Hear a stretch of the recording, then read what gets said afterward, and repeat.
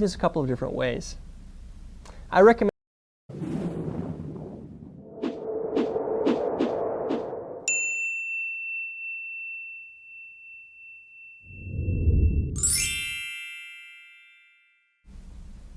All right, and my name is Gene Heppard, and I'm talking to you today from Phoenix College in Phoenix, Arizona. And our topic today is succeeding in college with a disability. Our goal today is to give you some takeaway skills so that any new student graduating from high school can be successful in a college setting with a disability. Today's date is October 28th, 2011.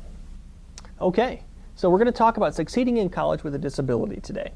There are three main areas that you want to think about when you are a new student to the higher ed arena. The first is you want to plan early and plan ahead. You can do this a couple of different ways. I recommend that you meet with your Disability Resource Center or Disability Resources and Services area on the prospective campus that you'd like to attend.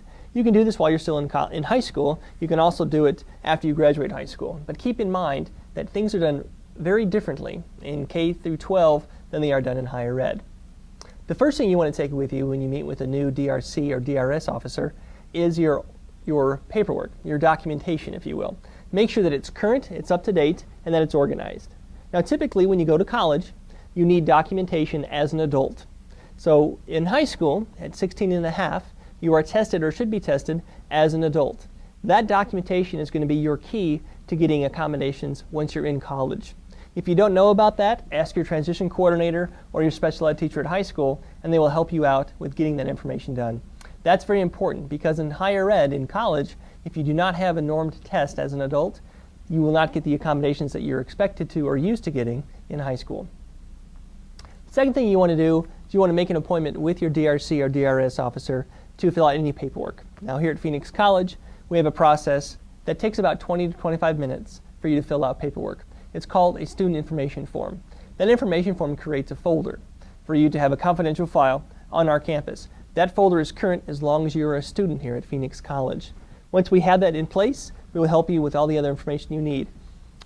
Copies of your documentation, helping you pick certain classes, how to be successful as a student in higher ed, orientations, and things like that. But it's very important that you make that contact and set up that appointment with your DRC or DRS officer. Once you've done that, you're going to fill out some paperwork for the college. The first thing you want to do is fill out a SIF. That's a student information form. That's typically done in the Admissions and Records Office. You can do that in person, you can do it online, you can do it via fax, and I believe you can also do it over the telephone. But very important, you need to have that completed so you have what's called a student ID, so then you can get enrolled in classes. Once you filled out the SIF, you then want to go and take your placement tests. Placement tests are not for a grade, they're to see where you start in the classes you want to take here at the college. The three areas that you can take placement tests in are reading, writing, and mathematics. It's very important that you take those tests because you will not be able to enroll in any of those classes until you have a placement test score. Once you've taken the tests, you will then see an academic advisor. Now, an academic advisor is going to assist you in choosing your classes, helping you choose the right classes, seeing what pathway you're on, be it a certificate, be it a two-year degree, be it a transfer degree. It's very important that you see an academic advisor so you know which classes you need to take and for what reason. Once you've seen your academic advisor, you then want to start filling out your application for financial aid. Now, every person is unique and every person is an individual, so financial aid is not going to be the same for everybody. But keep in mind, filling out financial aid takes time. The college does not determine your financial aid application. That's done by the Department of Education. It takes time, usually 6 to 8 weeks to get it approved. I tell students all the time a little story about filling out your financial aid paperwork. Financial aid starts with an F, and so does the month of February. So if every February you fill out your financial aid paperwork, you will never be behind or not funded due to the time constraints of getting it approved from the Department of Education. So remember, financial aid every Friday, every February. Now, once you've got that done, you're going to meet again with your Disability Resource Center officer, advisor, counselor. Then, once everything's in place, your classes are picked, your financial aid's in order, your documentation is on hand, then we can focus on helping you with the accommodations you need in class. Now, accommodations are such that they're specific to your disability. Common disabilities are things like learning disability, physical disabilities, autism, Asperger's disorder. deafness, hard of hearing, things like that. So whatever your documentation is, make sure it's specific to your disability.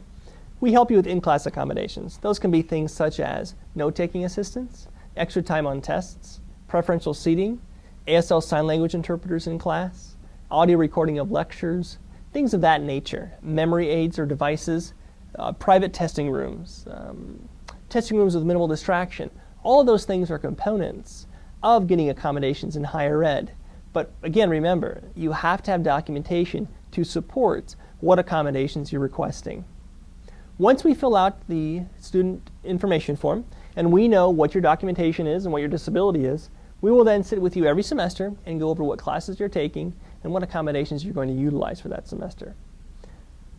Every semester you need to give us a copy of your schedule to your DRC or DRS office coordinator. Once we have that, we build the accommodations. You pick up the accommodations. They're in a paper form. I would sign them, or somebody in the office would sign them. You would sign them and take them to your instructor to have them sign them. Once you have a discussion with your instructor, talk about your needs and what you're going to be using that semester, you then bring the signed forms back to the DRC office, and then we put them in your file. Now keep in mind, schedules change, classes get canceled, classes get moved, so you want to make sure that you be aware of where your classes are the week before classes begin, and know that there are sometimes changes we have to make. Instructors' names get changed. Again, classroom locations get changed, classes get canceled. So the sooner you can give us your schedule, the better off we'll be to get you set up for that semester. And then you're just responsible for using those accommodations every semester. Now, what the Disability Resource Center or office cannot do is give you absences, excuses for absences for not going to class, or expect that what you're requesting is unreasonable. Keep in mind, this is college, this is higher ed. This is no longer K through 12, or the No Child Left Behind, if you will. You're here in college because you want to be here. You're here because you want to get a higher degree, you want to get a career of some sort, you want to transfer on to the university. And those are things that are very noble, but you want to make sure that you understand it's different than K through 12. So keep in mind, you're here because you want to be here. So you're expected to be in class. You're expected to do homework. You're expected to be there for the tests. What you received in high school can be very different than what you receive in higher ed. But we can have that discussion and ask any questions you have with the Disability Resource Center and those representatives that can help you. Again, Phoenix College or any other higher degree institution is here to help you be successful with your career goals. So keep in mind, the more effort you put into it, the more time you prepare and plan for the things that are expected of a student, the more successful you're going to be. But the Disability Resource Center is here to help you to be successful, to complete your college goals, and so that you can move on to other things outside of this college. Okay, so now you filled out all your paperwork, you're ready to become a student at Phoenix College, or excuse me, in higher ed. So what do you want to do? Well, you want to plan ahead.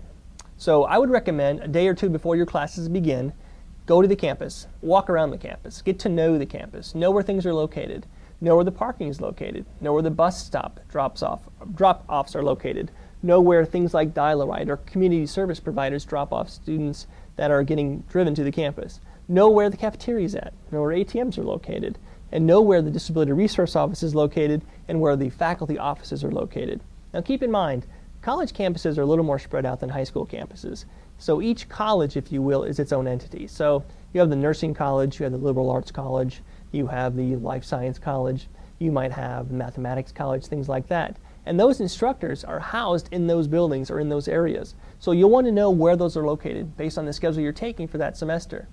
It does not hurt to plan ahead. It does not hurt to think about it's going to be busy that first day of class or that first week of classes.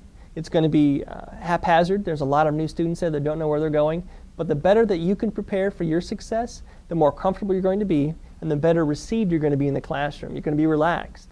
You're going to be ready to learn. You're not going to be jittery and nervous about where to go next. So keep in mind you want to do that every semester.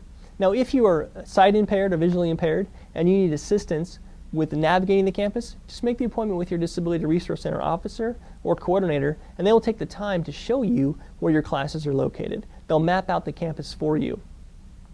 Keep in mind, a lot of campuses, if you do drive to campus, require that you get a permit of some sort. So you put it on your windshield so you don't get a ticket. If that's the case, plan ahead and do that.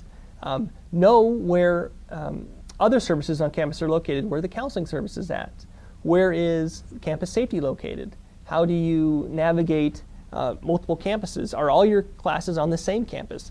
I know here at Phoenix College we have 2 or 3 different campuses, so that make sure that when you read your schedule, you know where you need to be. Keep in mind, on most campuses, the first week of classes is kind of a learning curve. So if you get to class that first week and for some reason it's not what you expected, or you don't get along with that instructor, or the class is in a location you don't like, or there's something in the syllabus that doesn't lend itself well to what you want to learn, you have that first week to change those classes and you'll be held harmless. Meaning you can go to an academic advisor, you can meet with somebody to talk about what's another class that you can take.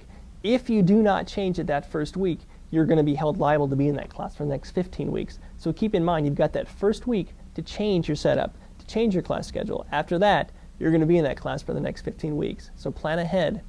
Know that each schedule that you make is for 4 months, typically, fall and spring semesters. That's like a full-time job. If you're not a morning person, don't take morning classes. If you're not an evening person, don't take late evening classes. Build your schedule to where your strengths are.